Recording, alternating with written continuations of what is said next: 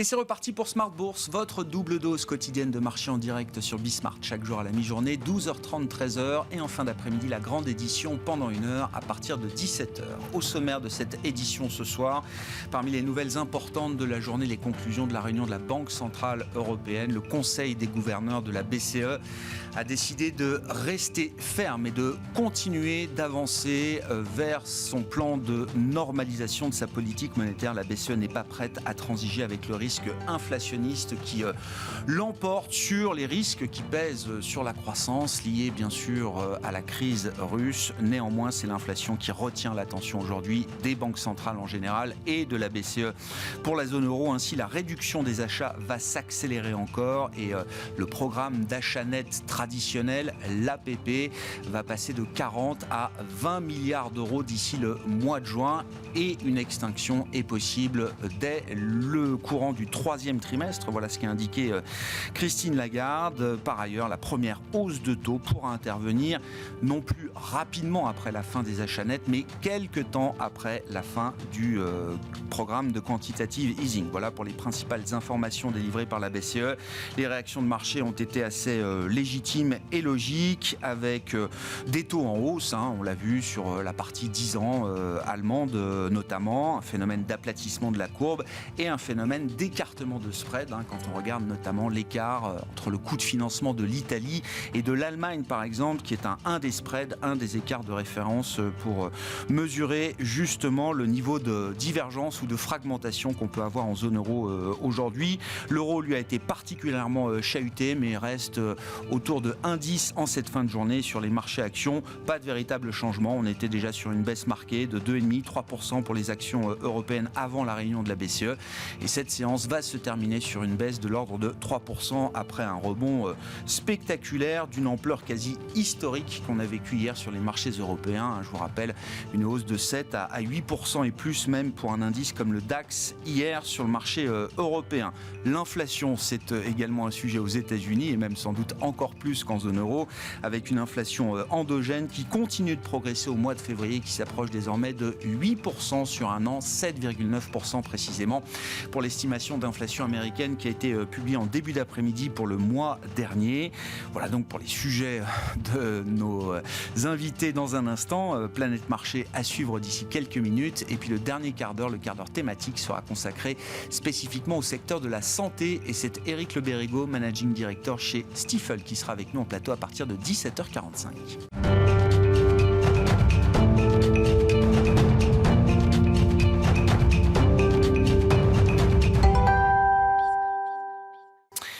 Après le rebond d'hier, la pression vendeuse reste en place sur les marchés actions. Les infos clés du jour en cette fin de séance en Europe, c'est avec Alix Nguyen.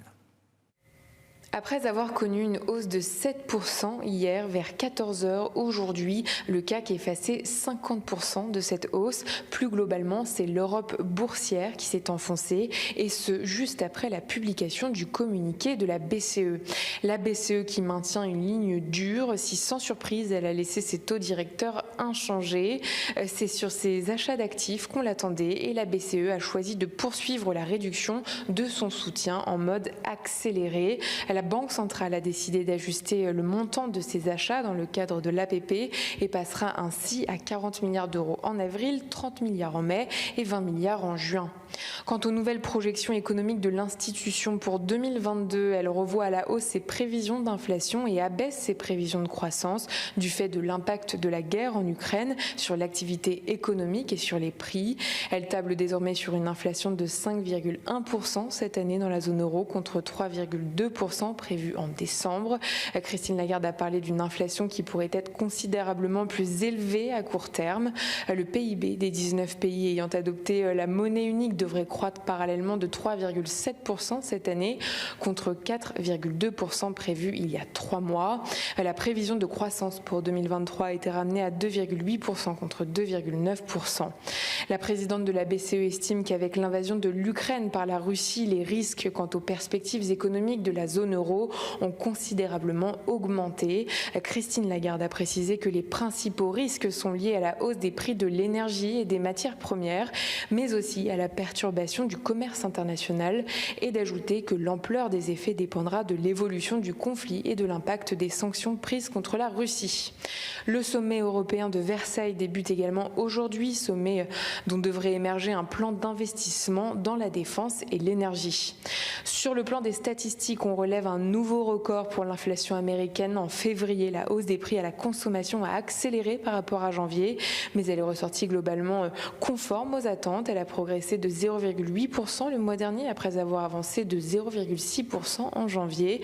Sur un an, elle affiche une accélération de 7,9% après un gain de 7,5% en janvier. Sur le plan géopolitique, enfin, la rencontre prévue entre le ministre russe des Affaires étrangères Sergueï Lavrov et son homologue ukrainien Dmytro Kuleba à Antalya en Turquie s'est achevée sans aucune avancée sur un éventuel cessez-le-feu ou encore sur des couloirs humanitaires pour les civils fuyant le siège de Mariupol. Tendance, mon ami, chaque jour à 12h30 et 17h avec Alix Nguyen dans Smart Bourse sur Bismart.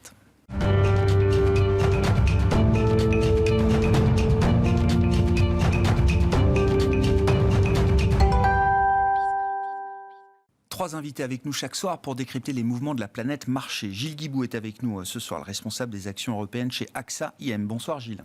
Bonsoir Grégoire. Sébastien Lalvé, directeur général de la financière Arbevel, nous accompagne également ce soir. Bonsoir Sébastien. Bonsoir Grégoire. Merci d'être là et merci à Julien Debenzal d'être avec nous également en plateau. Bonsoir Julien. Bonsoir Grégoire. D'être le président de Futur IM, 2 semaines de guerre révolue donc en Ukraine. Je voulais qu'on prenne peut-être un peu de recul avec vous. Julien, je vous écoute depuis plusieurs années. Vous travaillez sur les cycles, hein, c'est votre grand domaine d'expertise et un cadre d'analyse que vous appréciez particulièrement dans l'aspect marché, investissement. Je crois comprendre qu'il y a un cycle pour tout, il y a un cycle pour la géopolitique notamment, qui n'est pas forcément le cycle dont on parle le plus, mais ce cycle existe. Qu'est-ce qu'il faut savoir de ce cycle en quelques minutes? Et qu'est-ce que la situation géopolitique à laquelle on assiste, alors qui se matérialise par un conflit armé d'une intensité inédite depuis la Yougoslavie, voire la Seconde Guerre mondiale, conflit qui engage une puissance nucléaire comme la Russie aujourd'hui. Qu'est-ce que cette situation géopolitique nous dit du stade de ce cycle géopolitique aujourd'hui ? Oui, effectivement, c'est un cycle qui n'a pas beaucoup de rapport avec les marchés financiers, en tout cas pas au départ, et qui est rarement suivi. Alors, très rapidement, la théorie des cycles, c'est quelque chose qui est européen, c'est 1870-1930, et après, la recherche part aux États-Unis. Dans ce qui a été fait en Europe, il y a notamment le cycle de Juglar, qui est peut-être le plus connu, qui est un cycle économique de 7 à 11 ans, et que quand des investisseurs et des économistes parlent de cycle, en général, c'est plutôt de celui-là dont ils parlent, et pas des autres. Il y en a un plus court et un plus long. Aux États-Unis, donc, la recherche a donné en 1987 et en 88 2 ouvrages, deux travaux académiques de 2 scientifiques différents qui ont abouti en fait à la même conclusion sans se connaître. C'est ça qui est assez intéressant. C'est la définition d'un cycle géopolitique qu'on appelle cycle d'hégémonie ou de leadership. L'idée est que un pays, une nation ou éventuellement une zone économique domine en fait le monde développé sur plusieurs aspects, la technologie, l'économie et le militaire. Alors ça peut être un de ceux-là, ça peut être la combinaison des 3, ça peut former aussi une hégémonie culturelle. Et le processus, c'est que le leader se définit, développe justement toute sa force dans l'ensemble du monde développé, à un moment s'épuise parce qu'il est obligé petit à petit de dépenser pour tenir sa position de leader, ce qui est un phénomène très classique, et on assiste à la fin de cet épuisement, on assiste à une déconcentration. Ça veut dire que le monde est plutôt unipolaire ou éventuellement bipolaire pour que le leader est finalement un opposant. Et on assiste à la déconcentration, c'est-à-dire l'émergence d'un monde multipolaire. Et ça aboutit à un conflit, systématiquement. Alors, ça date de la Renaissance, cette observation. Donc, les cycles qui ont été répertoriés, c'est pour le siècle dernier, les USA, évidemment. Ouais, 20e, donc c'est voilà, ça. Ouais. Le siècle précédent, le Royaume-Uni, la Grande-Bretagne. Le siècle encore avant, toujours la Grande-Bretagne. Et ce qui a précédé, ce sont les Pays-Bas. Il remonte encore un petit peu avant, mais enfin, ça devient un peu anecdotique. Alors, ce qui s'est passé de manière intéressante pour la transition de ces cycles, c'est qu'à chaque fois, donc, il y a eu des conflits majeurs qui font passer d'un état de leadership à un autre. Donc, 1710, c'est à peu près les guerres de Louis XIV.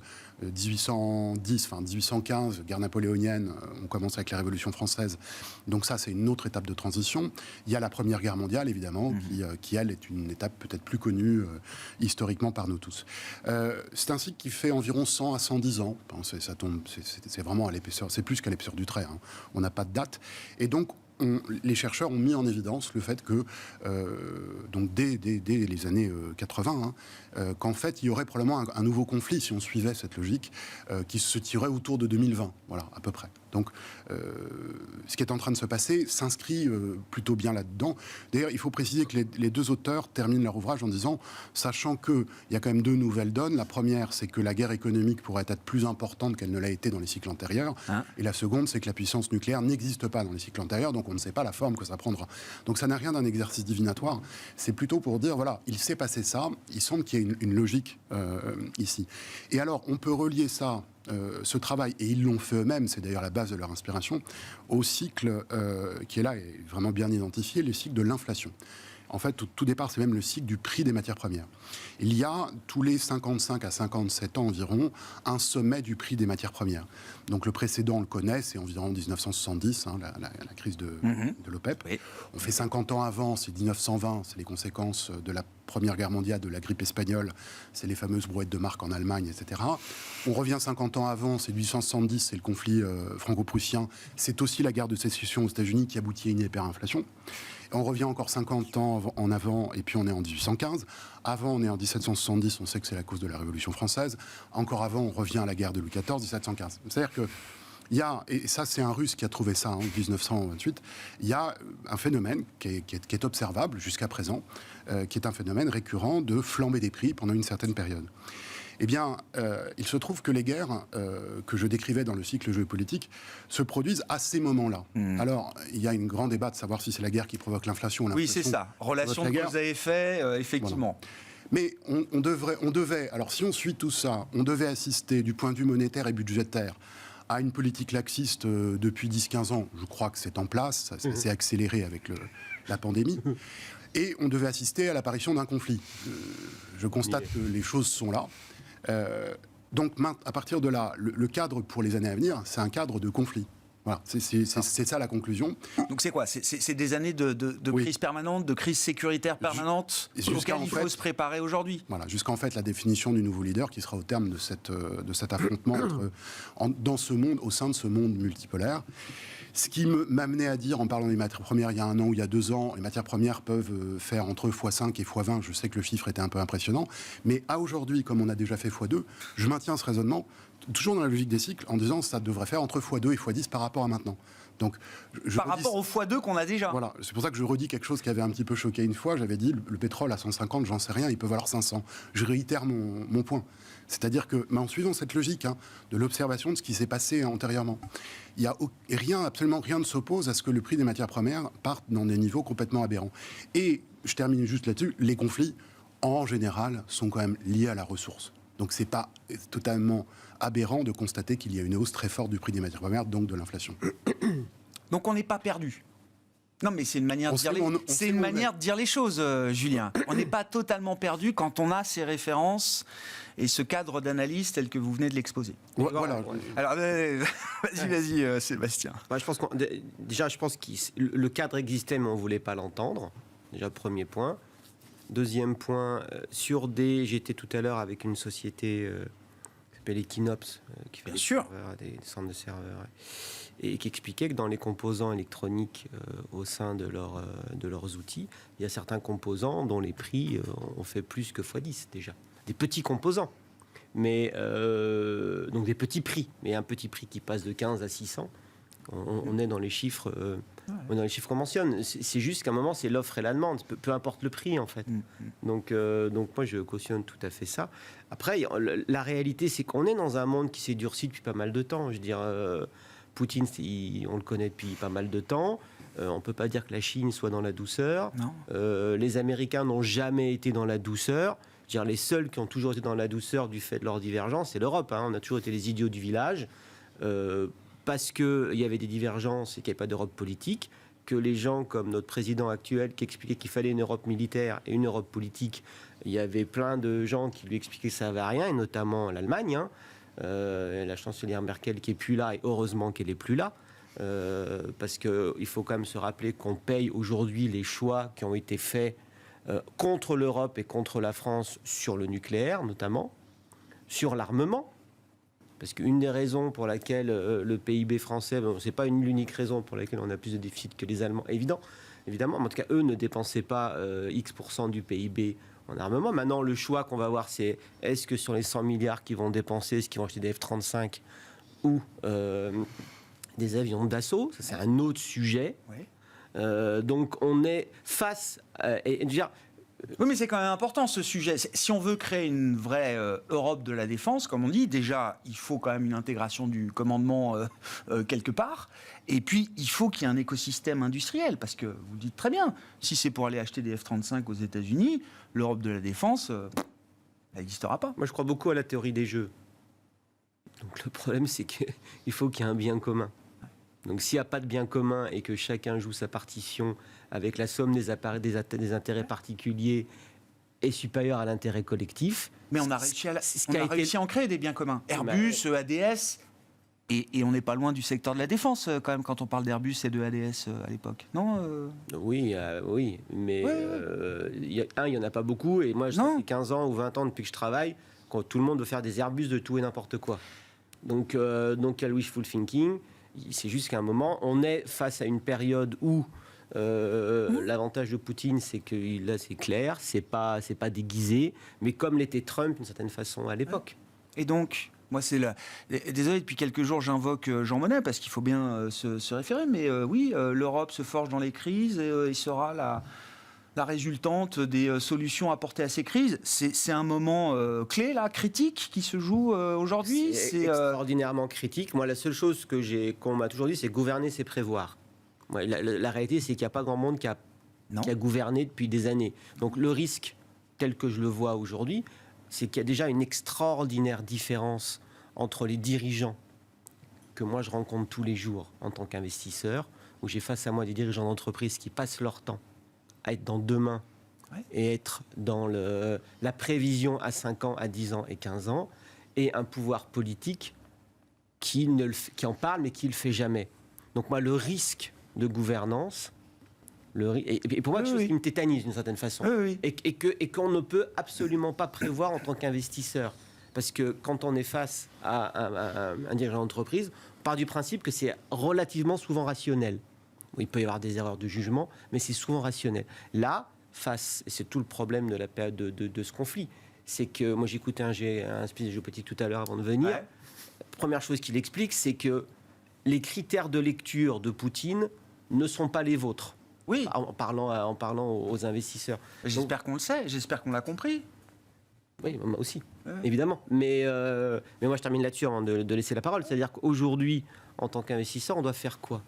Il faut partir du principe, et c'est une banalité totale, de dire, bon, le monde a changé, les paradigmes ne sont plus les mêmes, mais alors pas du tout, parce que là, au niveau de l'alimentation, et que le temps est quelque chose de fondamental, le timing, dans un marché qui est régi par les algorithmes à la microseconde, là, ce qu'on est en train de vivre, les conséquences agroalimentaires, on les vivra dans un an. Bien sûr. Ou 6 mois. Là, on anticipe. Bien mais sûr. dans les faits, c'est l'anticipation tout le temps.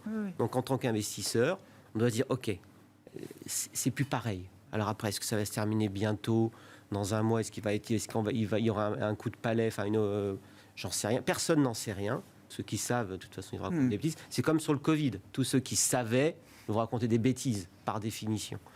Sauf que voilà, donc il y a effectivement des secteurs qui vont revenir plus au goût du jour. On peut parler évidemment de la défense, le renouvelable qui était à la mode il y a 18 mois, qui n'a plus été à la mode pendant un an. L'énergie au sens large. L'énergie au sens. Oui. Renouvelable parce que... Et attention, on a un problème. Le parapétrolier, les big oil n'investissent plus depuis 5 ans parce que c'était pas propre d'investir dans une énergie fossile dont on savait pertinemment qu'elle allait manquer et que la transition énergétique n'était pas gérée. Mais qu'au nom de l'ESG, on ne pouvait pas le faire.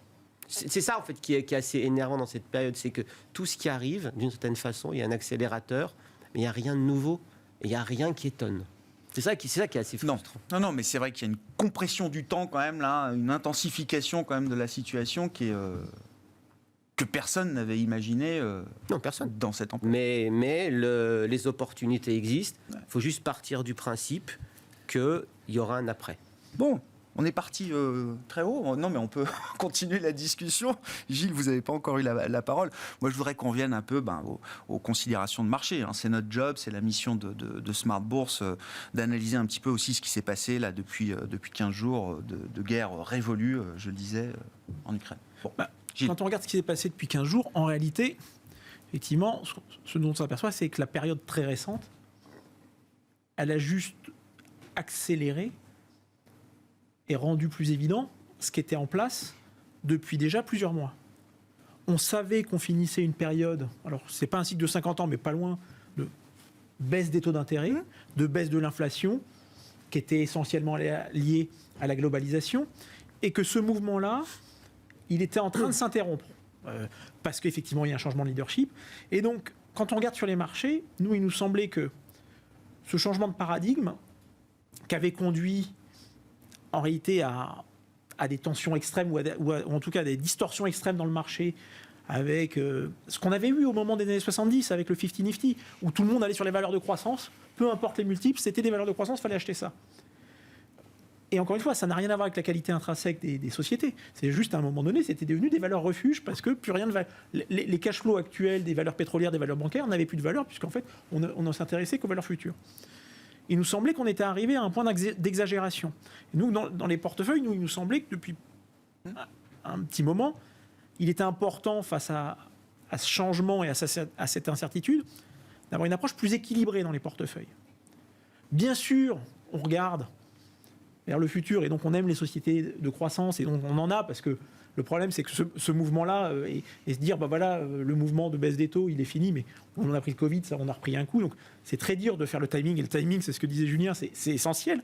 Donc on avait toujours quelques valeurs de croissance, mais on se dit, non, mais il faut aussi avoir des valeurs un peu plus équilibrées, un peu plus value, parce que on va avoir cette bascule, on ne sait pas quand elle va opérer. Et en réalité, dans la période très récente, depuis le début de l'année, on a déjà eu à nouveau des rotations dans tous les sens, à nouveau vers les valeurs de croissance parce que l'incertitude remontait, à nouveau vers les valeurs value hier. Les trends sont en train de s'accélérer, se compresser. Donc, l'attitude qu'on avait dans nos portefeuilles depuis plusieurs mois, de dire on veut des portefeuilles équilibrés, où on va véritablement mettre l'accent sur la sélection de valeurs, pour essayer de vendre des valeurs sur la base de leur qualité idiosyncratique et donc pour essayer d'avoir un portefeuille qui soit finalement avec des valorisations qui soient pas loin de celles du marché, pour pas avoir de biais en réalité, pour pas essayer un peu comme en bateau, on veut pas prêter le flanc pour pouvoir traverser cette période d'incertitude, au moins jusqu'à ce qu'on y voit plus clair. Parce qu'en fait aujourd'hui, hier le marché montait parce qu'on avait l'espoir d'une trêve. Aujourd'hui, on n'en sait plus trop. On voit que c'est le côté un peu tôt qui reprend. Hier, le marché montait parce que les shorts se rachetaient. Mais ils se rachetaient pourquoi Parce qu'on avait la perspective d'une trêve. Bon, si demain il y a vraiment une trêve, et j'en sais non, peut-être qu'il va continuer. Le fait est, c'est qu'aujourd'hui, on est dans l'incertitude. Donc aujourd'hui, prendre des positions sur le marché pour un investisseur de long terme, je veux dire, si on a des positions un peu importantes, c'est très compliqué. Parce qu'en réalité, c'est sur les petites valeurs, il n'y a pas la liquidité, sauf si on gère des petits montants. Et sur les grosses valeurs, c'est juste une pièce jetée en l'air. Donc, d'un point de vue d'investisseur, ça s'appelle du trading, c'est pas de l'investissement. Moi, je fais la différence entre. Voilà. Bien sûr. Moi, à la réalité. Là, la vision stratégique, c'est stratégiquement, c'est très compliqué de se dire je peux investir sur ce secteur pour 2, 3, 4 ans. Donc, cette réflexion-là, elle est compliquée aujourd'hui. Qu'est-ce qu'on retient de cette période ? Là où il y a encore quelques semaines, on disait l'inflation, elle est transitoire, elle ne va pas durer. Ce dont on est à peu près sûr maintenant, c'est que l'inflation, elle va durer plus qu'attendu. Oui. Et qu'il y avait des éléments en place pour penser qu'en plus, on commence à avoir une transmission vers les salaires. Personne ne veut le voir, mais il y a quand même en Allemagne, je veux dire, c'est à côté, le salaire minimum qui passe à 12 €, ça fait 24% d'augmentation au mois d'octobre. C'est pas tous les salaires, mais oui. C'est le salaire minimum. Oui, c'est le salaire minimum. Oui. C'est 7 millions de travailleurs allemands. Oui. C'est 7 millions de travailleurs allemands. Bon, celui qui n'était pas au salaire minimum et qui gagnait 30% de plus que le salaire minimum, Quand il va voir que le salaire minimum est monté de 24% et il se retrouve au salaire minimum, il va aller voir son patron, il dit, t'as vu, maintenant je suis au salaire minimum. Donc il va demander une augmentation. Donc globalement, les négociations salariales vont se durcir. Donc je ne sais pas si on va effectivement avoir une envolée, mais je pense que de toute façon, l'inflation, elle est là pour plus longtemps. La transition énergétique, dont on avait déjà dit qu'elle était inflationniste, elle va devoir s'accélérer, également pour des raisons de souveraineté, parce qu'il faut absolument couper la dépendance au pétrole russe, au pétrole y compris du Moyen-Orient. C'est plus une transition, là, c'est une rupture. Oui, mais je veux dire, aujourd'hui, mais... les États-Unis disent qu'il faudrait couper le pétrole russe. Bienvenue chez nous, on va vous donner du gaz. Mais quelque part, on choisit de qui on veut être le vassal. La réalité, c'est que si on veut une indépendance et une souveraineté, il faut créer des sources d'énergie. Et en Europe, on n'a pas de pétrole, donc ça sera forcément du renouvelable ou du nucléaire ou éventuellement de l'hydrogène. Ça veut dire que tout ça, ça va être inflationniste. Donc, ce qu'on sait dans ce moment-là, c'est que l'inflation va s'accroître. Ce qu'on n'a pas encore vu et que les marchés anticipent, c'est pour ça qu'ils ont baissé, c'est le corollaire de ça, c'est-à-dire la pression qu'il va y avoir sur la croissance. Oui, bien sûr. C'est-à-dire qu'effectivement, aujourd'hui, ce que disait encore Christine Lagarde tout à l'heure, on voit la croissance un peu à la baisse, on va passer de 4 à 3,7. Bon, 3,7... ça reste très décent. Ça reste très décent. Ça reste très décent. On aurait signé pour ça depuis 10 ans. Pendant 10 ans, la zone euro fait 0. Donc 3,7. Donc aujourd'hui, ce que dit le marché, quand on voit la baisse qu'on a eue, avec un multiple de marché qui est passé de 15 en début d'année à maintenant près de 12, concrètement, le marché vous dit, mais en fait, on va aller beaucoup plus bien que ça. Ouais. Donc aujourd'hui, l'enjeu, c'est de dire, est-ce que la croissance va tenir, oui ou non? Ouais. Alors, il y a quelques éléments qui laissent penser que ça pourrait tenir, parce qu'effectivement, les politiques budgétaires vont rester quand même accommodantes, qu'il y a de l'épargne. Voilà. Donc il faut voir si l'inflation, elle va être plus importante, mais à quel point elle va venir détruire la demande. Détruire la demande. Ben oui. Et donc aujourd'hui, c'est ça que le marché, sur quoi le marché s'intéresse. Mais l'exemple du pétrole est assez marquant, parce que tous les spécialistes nous disent, oui, $150 le baril, pourquoi pas mais sauf qu'on fait des chèques énergie, on compense, les États compensent. Donc le signal prix, finalement, il s'efface complètement derrière les mesures d'accompagnement, les mesures de soutien. Donc la demande n'est pas détruite. Tu as le B2B aussi, tu as le consommateur à la pompe, mais tu as tout l'aspect B2B qui est bien plus massif. Mais au-delà de la transition énergétique, tu as aussi la démondialisation. Parce que on va assister, le Covid, je prends toujours le parallèle avec la cybersécurité, quand c'est Target, je crois, qui est le plus grosse entreprise qui fait attaquer en premier une grosse attaque cyber. Oui. Et à l'époque, on avait le directeur informatique de Target, je suis sûr que ses potes lui ont envoyé un message en disant, putain, pas de chance, quoi. Il n'a peut-être pas été viré. Moi, je pense que le directeur informatique d'une entreprise qui se fait attaquer ou ça se passe mal, il se fait virer. Parce qu'on lui dit, tu ne pouvais pas ne pas savoir. Obligation de moyens, pas obligation de résultat, mais au moins obligation de moyens. C'est plus une option. Aujourd'hui, je pense qu'en termes de logistique, on est encore dedans, parce qu'on est toujours dans les problèmes de logistique post-Covid. La Chine qui joue un rôle ambigu avec sa politique zéro Covid et les ports fermés, ça aussi c'est un élément important. Donc on est toujours là-dedans. Donc aujourd'hui le directeur logistique ou le directeur industriel, si sa chaîne elle n'est pas bulletproof, et ben s'il y a un problème, il y a un sujet. Donc et ça veut dire que le prix n'est plus le seul critère. Et ça c'est structurellement inflationniste. Et c'est pas de l'inflation que tu guéris avec les taux d'intérêt. Il y a un quoi qu'il en coûte, logistique, sécuritaire, qui va se mettre en place au niveau des entreprises. Ça veut dire que c'est juste une nouvelle... Et sur les disruptions, et puis Julien. Et sur les disruptions, effectivement, le prix de l'énergie, c'est pas uniquement aux particuliers, c'est les entreprises. C'est qu'aujourd'hui, il y a certaines entreprises qui préfèrent arrêter la production Mais oui. plutôt que de produire, parce qu'en fait, ça coûte trop cher, parce que c'est des industries qui sont énergie intensives. Et puis demain, le pouvoir politique leur demandera peut-être de couper en partie leur production, parce que si les approvisionnements ne seront pas là. Votre cuisine ou votre salle de bain, vous n'allez pas trouver de carrelage. Parce qu'en fait, aujourd'hui, on n'arrive plus à en faire. Et donc, les prix vont monter. Donc, on a quand même quelque chose où on va avoir un impact. Pour l'instant, on ne le voit pas encore. C'est un peu compliqué pour se positionner, parce qu'on n'a pas encore tous les éléments. Ce qu'on essaye de faire dans ces cas-là, c'est de se dire, voilà, où sont les certitudes? Les certitudes, c'est effectivement sur le renouvelable. C'est éventuellement sur l'armement, quand on peut la faire, parce qu'effectivement, il peut y avoir des limites dans l'investissement qu'on peut faire dans l'armement suivant les portefeuilles, mais on en a assez peu en réalité. Julien, quand on revient au marché, comment vous analysez la séquence alors des derniers jours, des dernières semaines? J'ai deux références en tête. If you panic, panic first. Est-ce qu'il est encore temps de paniquer pour ceux qui n'auraient pas encore paniqué? Et à l'inverse, les vétérans nous disent acheter au son du canon. Alors, l'expression est un peu maladroite, mais elle est idoine, puisque la référence n'est pas anodine. Est-ce qu'on y est? Je vais me risquer à prendre la référence du Covid, puisque j'ai parlé ici sur ce plateau pendant la crise du Covid, ou enfin juste après, parce que du 15 au 30 mars de mémoire, il n'y avait pas d'émission. La crise de Covid est arrivée au moment où le cycle était ascendant, le cycle économique. Alors là, je parle du cycle, le cycle court, le cycle des stocks, cycle de 3 ans et demi qu'on appelle le cycle de Kitchin, qui pour moi était une force de rappel considérable à l'intérieur de cet événement. Et j'ai vu comme tout le monde, dès le 15-20 mars, le fameux « quoi qu'il en coûte », la situation de guerre, etc. Donc, je n'ai pas eu besoin de comprendre, de réfléchir très longtemps, qu'on parlait de soutien budgétaire massif. C'est pas du tout le cas ici. Non. Ce qui vient de se passer, là, se produire, c'est dans la phase on vient de commencer la phase descendante de cycle. Je l'ai évoqué à l'été dernier. J'ai dit, nous allons rentrer une phase descendante probablement au premier trimestre, indépendamment de ce qui se passe en Ukraine. Ça n'a rien à voir. Et donc, cette fois-ci, on a cet événement qui se produit à ce moment-là. Donc, pour moi, ça veut dire que la conséquence n'a rien à voir avec le Covid. Deuxième vision, ça c'était par rapport au cycle. Deuxième vision, par rapport au sentiment des investisseurs au moment où l'événement se produit. Donc, il faut dire, non, mais c'est important. Il ne faut pas trop compter sur l'effet mémoire vis-à-vis, ou ce serait une erreur en tout cas, de répliquer le pattern de marché qu'on a pu... C'est mon second point. Alors, c'est le sentiment. Parce que là, je suis dans le cycle, juste dire que ça se produit à un moment différent du cycle.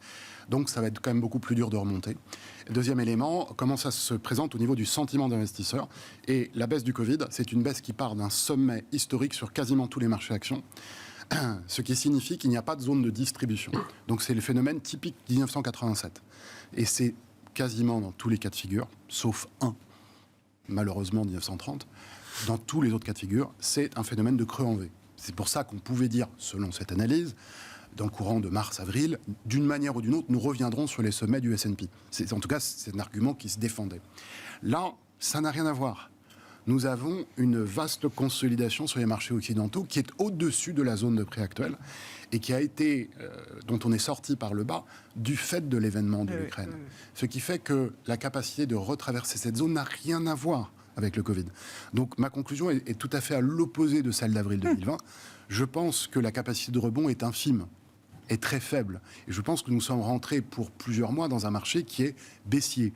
Alors, je le disais il y a quelque temps du fait du cycle, mais en disant il n'y a pas de signal de prix, donc je ne peux pas...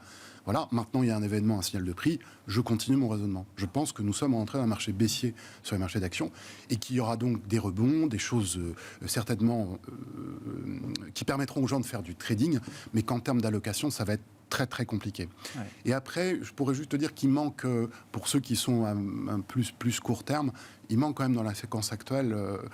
je sais qu'on n'est que dans l'émotion comme dans le Covid, ce qui m'arrange beaucoup, parce que c'est mes outils d'analyse.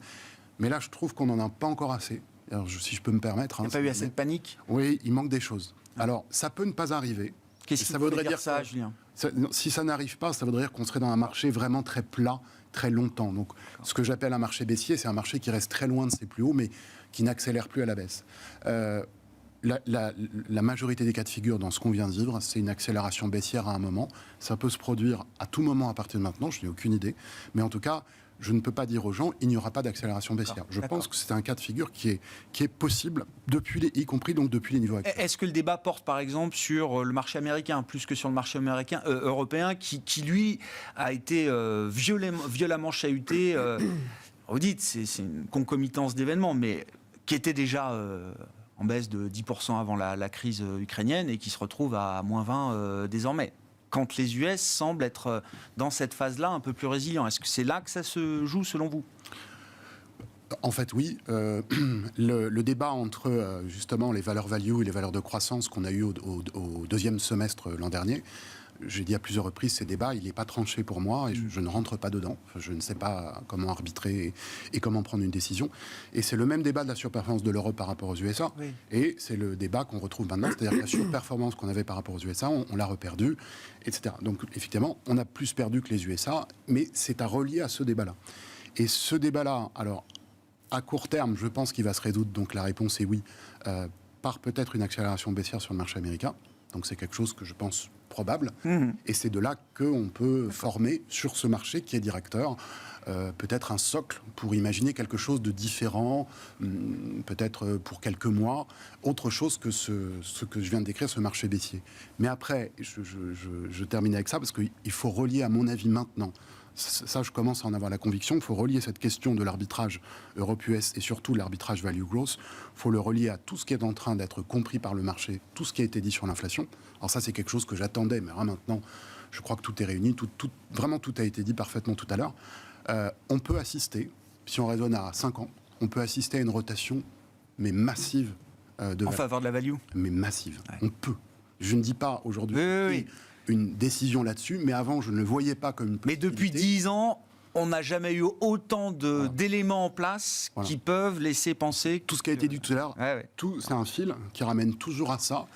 On peut avoir une amélioration de la value. Je parle d'une rotation massive, quelque chose qu'on n'a pas connu pendant 50 ans. Mais je parle de quelque chose de fort. Sébastien. Un débat mais j'ai du mal à voir si on rentre dans une période de stagflation, de croissance faible avec de l'inflation. Comment on ne peut pas ne pas préférer des valeurs avec de la visibilité et de la croissance? C'est ça, moi, qui me... Après c'est une question de valo, il faut être gare. J'aurais tendance à être d'accord. Le point, c'est que pour moi, le parallèle, je le fais avec ce qui s'est passé à la fin des années 70 avec le 50 Nifty. C'est qu'en fait, les valeurs des 50 Nifty avaient atteint une telle prime sur le marché qu'à un moment donné, malgré une croissance des résultats à l'époque qui avait été de 70%. En réalité, elles ont sous-performé massivement, simplement parce que c'est des titres qui étaient largement détenus. À un moment donné où, si effectivement le moment devient plus difficile, il n'y a plus de flux qui rentrent dans les marchés actions, et il y a juste des arbitrages, des gérants qui sont tous encore maintenant. Je veux dire, parce qu'il y a d'abord, il y a un certain nombre de gérants aujourd'hui. Il y en a combien qui ont 20 ans, moi, je regarde autour de moi, il y en a combien qui ont 20 ans d'expérience. Alors il se trouve qu'ici, on a tous plus de 20 ans d'expérience. Mais moi, je regarde autour de moi, même dans les équipes, il y en a beaucoup qui ont 10 ans. Donc ils ont connu qu'une chose, c'est des marchés. La baisse des taux et la hausse des GAFAM. Et la hausse de la croissance. Il faut un certain temps avant de se dire, finalement, il faut peut-être que je tourne mon portefeuille. Et c'est ce phénomène-là qui fait qu'à un moment donné, on peut avoir une bascule. Et c'est pour ça qu'aujourd'hui, quand on est investisseur, on préfère la croissance, parce qu'effectivement, c'est ce qui fait la création de valeur à long terme. Mais d'un point de vue positionnement, quand on regarde sur la fin des années 70, les 50 Nifty, ils ont sous-performé massivement sur 5 ans. Et pourtant, c'était des super belles boîtes, c'était les IBM, c'était les Kodak, avec des résultats qui montaient. C'est que simplement, elles ont comprimé leur prime de valorisation. Ouais. Et j'ai peur qu'aujourd'hui, on puisse être face à ça. J'ai pas le timing, je sais pas quand, et c'est pour ça que je préfère avoir une approche équilibrée, parce que... Bien sûr. Et ça, ces changements-là, ça peut prendre du temps, Julien. Alors, oui.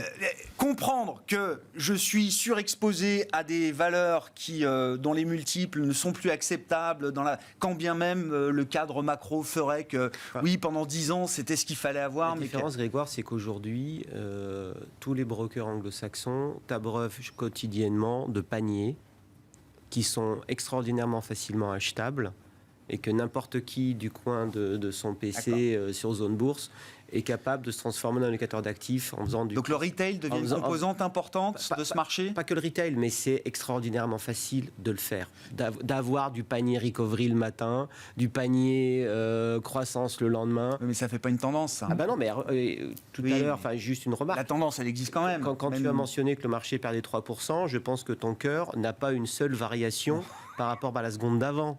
C'est-à-dire qu'une variation de 3%, aujourd'hui on fait plus 7, moins 3, et tout le monde trouve ça normal. Enfin, je plaisante, mais on est dans l'extraordinaire tout le temps.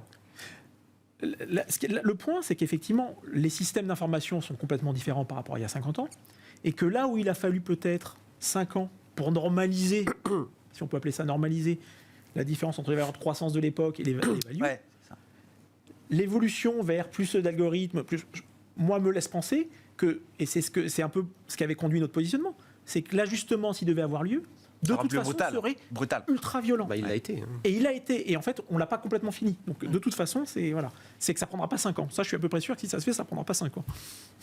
Julien ?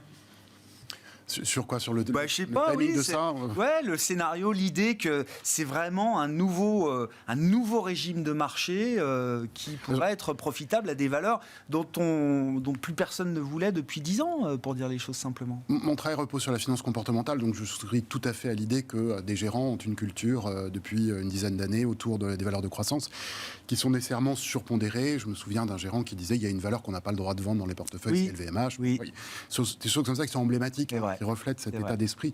Donc je suis C'était il y a tout à fait quelques d'accord mois. avec cette idée. Je pense que c'est ça qui va définir la rotation. Le rythme de la rotation, c'est le rythme Ouais. de changement de ça. Maintenant, pour ce qui me concerne, moi, je fais d'abord et avant tout du risk-on, risk-off, surtout ça. Donc je suis hors des actions et je cherche à re-rentrer, mais je ne sais pas quand. Et je Et suppose c'est que pas ça va aller aujourd'hui. plus bas. Et c'est Voilà. pas aujourd'hui. Voilà. Et les Je 5750 vais rater, qu'on a vu sur le CAC, c'est pas le point bas pour vous. J'admets que je vais rater 15% de rebond s'il se produit ouais. légitimement parce Alors. qu'il y a un cessez-le-feu, etc. Mais c'est pas mon sujet. Je pense qu'on a enclenché quelque chose de très puissant. Pour ce qui est de sortir juste du bêta et d'aller en alpha, de temps en temps je le fais. Je l'ai dit sur ces plateaux. J'ai parlé des banques, des comos, etc. Parfois ça marche, parfois ça apporte pas vraiment d'alpha. C'est quand même très difficile. Une fois qu'on fait du risk-on, risk-off, d'aller chercher de l'alpha, c'est pas aussi. C'est très bien de le dire quand ça s'est produit, mais de prendre la décision d'entrée puis la décision de sortie et d'avoir un vrai résultat de surperformance, c'est pas aussi évident que ça. Sur le value growth, je n'y ai pas touché pour ces raisons-là, parce que je pensais mettre mon doigt dans la prise de courant, donc je n'ai pas voulu le faire. Là, je m'interroge sur le moment de prendre ce choix, mais c'est un véritable choix que j'aimerais porter plusieurs années. en Ouais, quelque je sorte. comprends. Alors, pour les raisons que Donc je c'est disais. pas les 10-15 premiers Non. pourcents du mouvement qui vous Et intéressent. ça peut se décider, moi je dirais à horizon 12-18 mois par rapport à maintenant, sans que je sache quand. Mais c'est cette période que je vais regarder, il va falloir faire des recherches. Alors, j'ai rencontré un gérant qui était des années 70, qui a connu des choses, et qui m'a dit, mais arrête de croire que les valeurs value sous-performent, tu verras sur longue période qu'elles surperforment beaucoup plus les indices que les valeurs de croissance. Il y a Mais juste sur qu'on longue a période, oublié. sur des décennies, c'est ça que vous regardez. Si on prend, bien. si on prend, non, mais si on prend 100 ans, On n'était pas nés. si on, non, Oui, ben si on voilà. prend 100 ans, les valeurs de croissance ne surperforment que 30% du temps. Et je ne le savais pas. Ah ouais. Et Oui, je me suis mais- dit, voilà. On n'a pas de valeur de croissance qui est des cycles de 100 ans. Parce qu'elle finit par la croissance Non, finit mais par se normaliser. c'est une mesure difficile à Les, faire. les composantes des indices sont pas, notamment aux US, sont pas du tout. C'est tout l'avantage des gros poids des indices, ça n'existait pas il y a 30 ans. Ouais. Donc tout ça, c'est pas, pour moi, c'est pas comparable. Mais le stock picking, pour moi, reste de mise. Le GARP, donc c'est-à-dire la croissance à un prix raisonnable dans un environnement tel qu'on va le connaître, à mon avis, est important. Mais c'est ce que dit Gilles, raisonnable. C'est-à-dire que la prime donnée aux valeurs, la prime, le totem, D'accord. donc entendre que LVMH, on peut jamais vendre, c'est quand même, en tant que stock picker, c'est un peu difficile à écouter, parce que ce qui se paye X fois les bidas par rapport à une croissance, il y a un moment, il y a un retour aux chiffres. C'est-à-dire, si ça se paye, il y a le PEG. Tu fais 20% de croissance, tu te payes 20 fois les résultats. Plus personne n'utilise le PEG. PEG, non mais moi je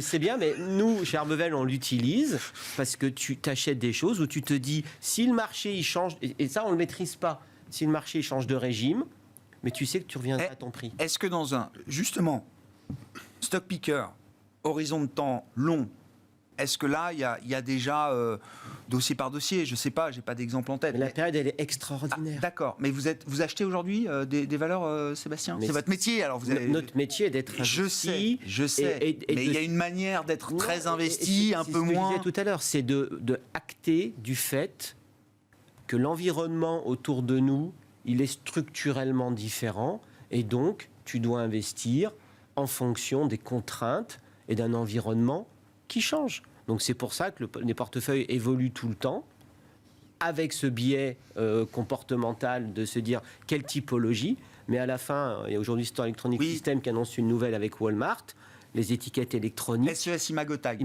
Pardon, SES Imagotag, ça a changé de nom. C'est une tendance méga D'accord, structurelle. d'accord. Sauf qu'il faut l'acheter à un bon prix. Là, c'est au plus haut historique, SES Imagotag. Oui, mais ça veut rien dire. C'est en valo, c'est pas si cher. Ça fait 5 ans qu'Amazon est au plus haut historique. Non, mais pourquoi? Bah, pas depuis un an. Non, Mais pas bon. depuis un an. Ouais. Mais pourquoi? Mais parce qu'ils viennent juste d'annoncer qu'ils rentrent chez Walmart aux États-Unis. Ah ouais. Mais là, en tant que stock picker, vous savez ce que vous voulez acheter pour plusieurs années peut-être. Bon, en fait, il faut être un peu humble. On sait qu'après coup, c'était une bonne idée. Mais en tout cas, on a plein d'idées qui, Ah oui. théoriquement, sont bonnes. Et je peux regarder mes investisseurs en leur disant, j'ai investi là-dedans et voilà pourquoi. Ouais. J'y vais avec une conviction solide. Ah oui. Oui. Ah oui. Gilles, j'ai pas grand-chose à ajouter parce qu'effectivement c'est un peu comme ça. Moi j'ai arrêté d'utiliser le PEG parce qu'à un moment donné quand tu parlais du PEG ou de Gare, on nous jetait des pierres. On disait mais comment vous faites? On sait jamais, ça bouge tout le temps. Oui, en réalité c'est assez simple. C'est quand on regarde une entreprise, on se dit ok, aujourd'hui vous facturez 100, combien vous attendez à facturer d'ici 3-5 ans?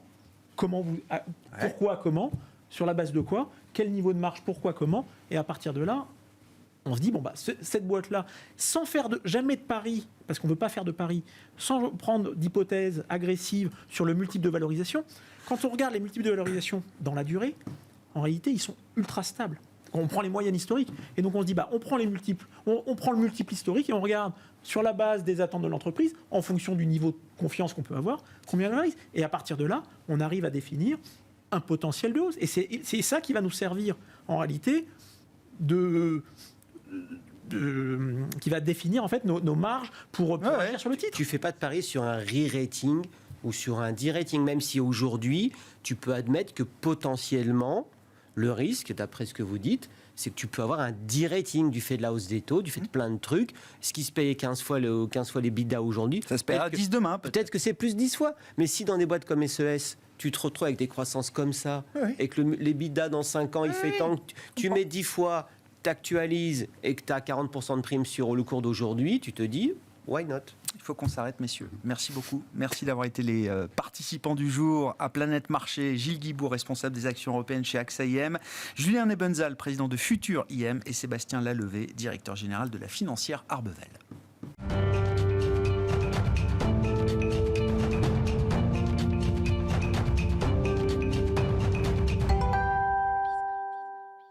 Le dernier quart d'heure de Smart Bourse chaque soir, c'est le quart d'heure thématique. Le thème ce soir, c'est celui du secteur de la santé et de l'analyse du secteur de la santé. On va en parler avec Éric Le Bérégout, qui est aujourd'hui Managing Director chez Stifel. Bonjour Éric. Bonjour Grégoire. Ravi de vous retrouver. Et oui, c'est presque un thème un peu industriel, mais bon, c'était dans la lignée du débat qu'on avait précédemment avec les invités sur l'utilisation des différents ratios d'analyse. Vous allez nous expliquer un petit peu ce que c'est que le métier d'analyse. Ça fait longtemps que vous le faites, vous êtes spécialiste du secteur de la santé, vous l'avez été dans une autre maison avant Stifel, et vous arrivez aujourd'hui avec une forme de page blanche chez Stifel, Éric. Et je trouve ça intéressant parce que, fort de toute votre expérience, il faut quand même d'une certaine manière repartir de zéro. Ouais. Et alors, dans vos métiers, on appelle ça initier ou réinitier un suivi de valeurs, donc dans le secteur de la santé en l'occurrence. Et je trouve ça intéressant de savoir effectivement comment ça se passe quand on repart d'une page blanche comme ça, Éric. Et bah oui, en effet. En effet, c'était un exercice que je n'avais pas fait depuis quelques temps, et c'était intéressant en plus de le faire dans une configuration, c'est vrai, très, très particulière, qui a un petit peu obligé, même si on est stock picker forcément par construction, mais de regarder un peu l'environnement, de partir du secteur, de regarder comment le secteur se paye aujourd'hui. Donc la première analyse, elle a été modestement un petit peu macro quand même. Donc on était sur une petite prime par rapport à la valorisation historique. On était à 1,2 fois. Alors là, je prends l'indice santé en général. En Europe, hein. Oui. Ouais. 1,2 fois le marché pour une moyenne sur 15 ans qui est plutôt de 1,1. Après, quand on regarde à peu près où est le santé aujourd'hui, où est le secteur aujourd'hui, et la confiance qu'on peut avoir dans la capacité de renouvellement des portefeuilles, sur le rythme d'innovation, etc., on peut se dire 10%. Finalement, par rapport aux 15 ans qui correspondaient aussi au creux de la fin des années 2000, c'est pas très chèrement payé. Ce que je démarrais, c'est les 6 plus grosses pharmaceutiques européennes. Donc si on regardait celles-là à l'intérieur de l'indice, elles étaient moins chères encore parce que l'essentiel du reste, c'est des biotech. Qui dit biotech dit pas de profit ou PE très élevé. Donc forcément, celles-là sont un peu plus faibles. Et dans les 6, il y en a une qui est un petit peu à part, qui est Novo Nordisk, qui vole un petit peu haut. Mais sinon, les 5 autres, elles sont pile sur l'indice. Donc on paye juste le marché. pas de prime pour une croissance qui est plutôt supérieure, une bonne visibilité. Bon. Deuxième étape, on regarde un peu, alors je vous suis un petit peu régulièrement, inflation, hausse des taux, ça pourrait ressembler à ça 2022. Alors qu'est-ce que fait le secteur pharma quand on est dans ce type de contexte? Donc on regarde 2008, on regarde 2011, on a des choses qui sont très similaires, c'est-à-dire un secteur qui fait 30% de mieux que le marché. Donc, c'est vrai que quand on regarde les dernières années, on se dit le caractère défensif de la pharma, on vient un peu à être critique, à se demander s'il est encore là. Manifestement, dans un contexte assez adverse, le caractère défensif du secteur santé, il est toujours là. Et donc, et par rapport à votre discussion que j'écoutais là à côté, on cherche peut-être à la fois alors de la value dans la pharma, on a essayé, ça marche pas. Non. Mais il y a quelque chose qui est une variante un peu de la value, qui est la valeur de retournement. Donc la valeur à 12 de PE qui forcément a des éléments qui ne sont pas totalement convaincants, mais on a un nouveau management qui arrive, une nouvelle stratégie qui s'installe et peut-être quelque chose qui démarre. Et ce profil-là pourrait être assez intéressant finalement, d'essayer de prendre ce genre de valeur.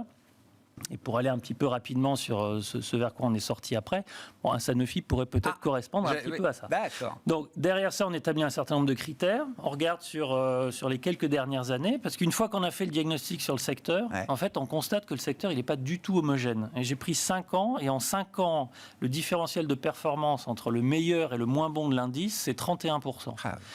Donc il ne suffit pas de dire je fais ou je ne fais pas de la pharma, c'est qu'à l'intérieur, il faut quand même choisir les bons. Si je prends 2021, l'écart entre le moins bon et le meilleur, c'est 75%. Donc, bon. Et donc, on a mis en place des critères, ça ne vous surprendra pas. Le premier critère, il est sur la R&D, parce que s'il n'y a pas de R&D, il n'y a pas de futur dans le secteur. Et puis on a regardé un petit peu justement des changements de management, des recentrages d'activités avec sortie des diversifications, un critère ESG malgré tout parce qu'il est un peu incontournable. Et donc on en a listé 11 comme ça. Et on a ranké 0, 1, 2. 0 on est mauvais, 1 on est moyen, 2 on est bon. 11 critères, 2 points maximum, 22 points. Et je les ai passés et donc on sort un classement. Ouais. Et il y a 3 groupes. Et donc sur les 6 valeurs, c'est ça, c'est les 6 plus grosses valeurs du secteur européen de la pharma. Voilà, donc peut-être les rappeler. Il y a 3 groupes, bien sûr, voilà. Allez-y. Donc, AstraZeneca, Glaxo en Angleterre, Novartis et Roche en Suisse, Novo Nordisk au Danemark et Sanofi en France. Très clair. Voilà. Et donc là, on sort 3 groupes, celles qui rankent au moins à 75% sur les 11 critères. Donc là, on a AstraZeneca et Sanofi. Celles qui sont entre 60 et 75%, Novo Nordisk et Roche. Et puis celles qui sont autour d'eux, voire un peu en dessous, Glaxo et Novartis. Et donc, on a été amené plutôt à mettre en topic donc les 2 premières pour des raisons assez différentes l'une de l'autre. Oui, c'est ça qui est intéressant. Ces deux, elles atteignent ce score très honorable, très décent, mais pour des raisons différentes, vous dites, Eric. Totalement. C'est-à-dire, d'un côté, vous avez vraiment la valeur d'hypercroissance. Ouais, c'est ça. Et là encore, j'entendais le débat sur le PEG. Moi, j'aime beaucoup ce critère parce que... J'ai compris qu'il était un peu tombé en désuétude, ce ratio PEG. En fait, je ne savais pas qu'il avait été autant utilisé et que moi, je trouvais qu'on était très, très PE. Et le PE, pour le coup, dans l'absolu, ça ne veut rien dire. Moi, j'aime bien rapprocher une valeur donc, le PEG, c'est rapporté à la croissance. Hein, voilà. PE, c'est le prix sur bénéfice. Voilà. Le PEG rapporte ce ratio à la croissance de l'entreprise. Combien je paye mon point de croissance. Et donc, j'ai 15 de PE, 15% de croissance sur 4 ans. Ça me fait 1 de PEG. C'est-à-dire que je paye une fois mon point de croissance. Quand je fais cet exercice, par exemple, sur les 6, la moyenne, c'est 2. La moyenne sur les 6, je paye 2 fois mon point de croissance. Le spread, il est entre 1 et 3. D'accord. Donc, énorme. Bien sûr. 6 grosses valeurs. On n'est pas en train de mélanger les types de sociétés. Et la valeur la plus faible, c'est Astra. Astra se paye une fois son point de croissance. Donc, c'est la croissance la plus forte.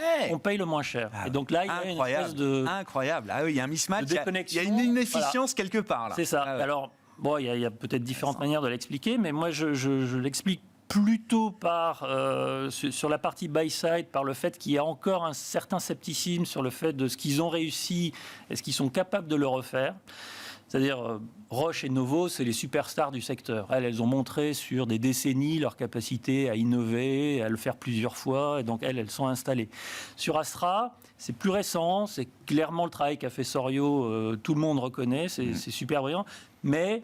Qu'est-ce que ça dit de la pérennité de ce qu'il a mis en place? Et donc, je pense qu'il y a l'envie de se dire, voyons s'il est capable de le faire une deuxième fois avec une deuxième vague de produits. Et si la réponse est oui, là, probablement le statut va changer. Le marché veut un peu plus d'évidence. Exactement. Avant de re-rater, de revaloriser. Voilà. Et peut-être 22 va un pouvoir lui donner l'occasion parce qu'il y a un certain nombre de résultats cliniques qui sortent de la deuxième vague de produits. Et si ça sort plutôt du bon côté, alors on pourra se dire finalement c'est peut-être plus profond. Ils y arrivent. Voilà. Et Sanofi, alors, c'est quoi? Une histoire de retournement, comme vous Sanofi, dites oui, il y Eric a une forme de retournement. Alors, on peut dire que ce n'est pas tout à fait récent. Finalement, le management qui est en place, il commence à être en place depuis 3-4 ans. Donc, des choses, on les a vues arriver. Il y en a déjà qui sont un petit peu matérielles, notamment sur les aspects financiers. C'est assez évident. Ils ont fait des guidance. Ils les ont atteintes, voire dépassées. Ce qui manque, et c'est le point que je mentionnais tout à l'heure, on commence par le premier critère, c'est la R&D.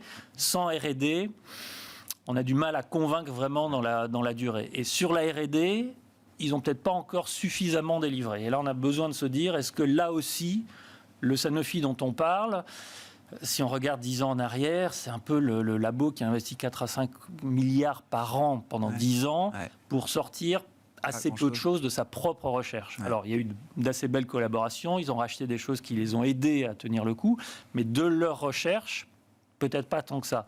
Là aussi, on va avoir des résultats. Mars, il y en a 3, rien que sur le mois de mars. Il y en a un hier qui est sorti positivement. On va voir les 2 autres. Ça peut donner, et je dirais, chaque fois, on n'a pas forcément des multi-blockbusters. C'est parfois du domaine un peu du symbole, mais dire, tiens, ça y est. Là, ça change l'état d'esprit des investisseurs. Voilà. Ouais, bien sûr. Et si on change aussi là-dessus, l'objectif, c'est pas tout de suite de dire elle va rejoindre les stars, mais c'est une décote un petit peu historique. Est-ce qu'on peut combler la décote et au moins se dire Sanofi, ça vaut le marché? C'est un peu ça le pari. Très intéressant. Il faut, voilà, j'imagine que vous êtes posé cette question, les conséquences directes ou indirectes même d'ailleurs du conflit russe et de la guerre en Ukraine sur ce secteur de la pharma. C'est pas le premier secteur auquel on pense quand on cherche les expositions justement à cette crise russe, mais est-ce qu'il y a quand même des canaux, encore une fois, directs ou indirects, qui sont à surveiller pour ces groupes-là? Alors, elles sont effectivement assez modestes a priori. Je suis encore en train un petit peu de collecter les retours des différents labos que j'ai pu interroger sur le sujet. L'exposition en termes de revenus, alors si on reste sur les 6 en question, on est quelque part entre 1 et 2% du chiffre d'affaires, les 2 pays réunis. Donc c'est relativement modeste. Il y a quelque chose qui me semblait un petit peu plus inquiétant potentiellement, c'était l'exposition aux études cliniques, parce que notamment l'Ukraine est un pays qui recrute potentiellement pas mal de patients dans certaines études. Il semblerait que les grands labos ne soient pas tant exposés que ça et qu'ils aient une capacité en plus à basculer vers d'autres pays assez vite. Mais attention, en revanche, si vous êtes investisseur sur la biotech, il peut y avoir certaines études où on a 20-30% de patients recrutés en Ukraine. Bon là, c'est clair que le suivi de ces patients-là, aujourd'hui, il est impossible à faire. Donc, il faut être vigilant. Et après, il y a la partie énergie. Ça reste une industrie, donc elle est consommatrice d'énergie. Et là, pour le coup, les sociétés n'ont pas été capables de me dire instantanément quels sont les éléments de sensibilité. Mais bon, c'est quand même une société c'est quand même une industrie, qui a basculé quand même déjà assez rapidement sur des énergies renouvelables. Donc, je pense qu'elle est sans doute un peu moins sensible que quelques autres. Donc je pense qu'on sera assez protégé si on compare entre industries, celle-ci par rapport aux autres. Merci beaucoup Eric pour cet éclairage sur le secteur de la santé. Donc les 6 plus grosses valeurs européennes, Astra, Sanofi dans le premier groupe, c'est ça. Ensuite le deuxième groupe, on trouve les Novo Nordisk et Roche, mais je dirais Novo quand même un petit peu devant, et puis Glaxo Novartis. Merci beaucoup Eric. Eric Le Berrigo, Managing Director chez Stifel, qui était avec nous dans le quart d'heure thématique de Smart Bourse ce soir. Voilà pour cette émission aujourd'hui. Nous nous retrouvons bien sûr demain à 12h30 en direct sur Bismart.